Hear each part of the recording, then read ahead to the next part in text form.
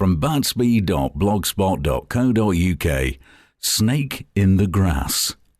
The ongoing gore-fest that is the EU referendum circus shows no signs, yet, of hitting the brick wall that surely awaits it. The inside is doing its level best to paint the worst of all possible outcomes should we leave, and in the process resorting to the same tactics it deployed against UKIP in the general election.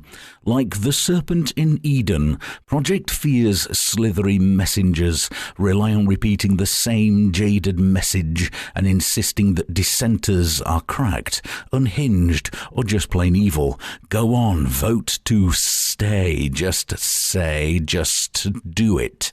A stab in the back here, a question time plant there, a ringer on the radio phone-in, chipping away at the credibility of lifelong outers. What about your pensions, they suggest? Will you still be able to afford to travel, they hint? No more curry if we leave, they opine. They are trying to snake their way into your earhole and sow the seeds of doubt, a leap in the dark. What if you're wrong? Better the devil you know. The devil, as it's told, often adopts serpentine form, the better to do his evil deeds. But not everybody is afraid of snakes. There are more vivariums in these damp, cold islands than you may realize, and a thriving community of herpetologists, which is not what it sounds like, quietly keeps a spectacular variety of hissing SIDS in climate-controlled comfort far from their native lands.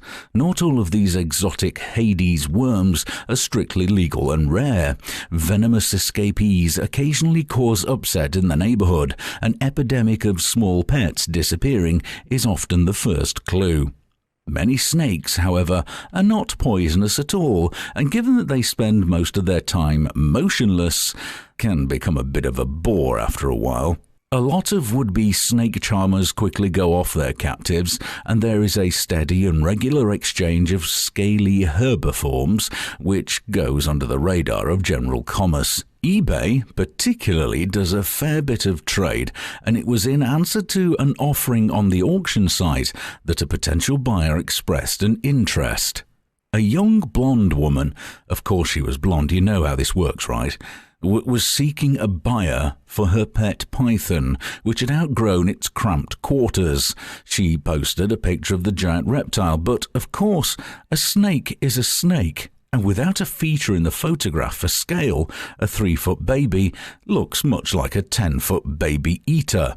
So the potential buyer sent a direct message to the seller to ask for more information. How big is it? He asked.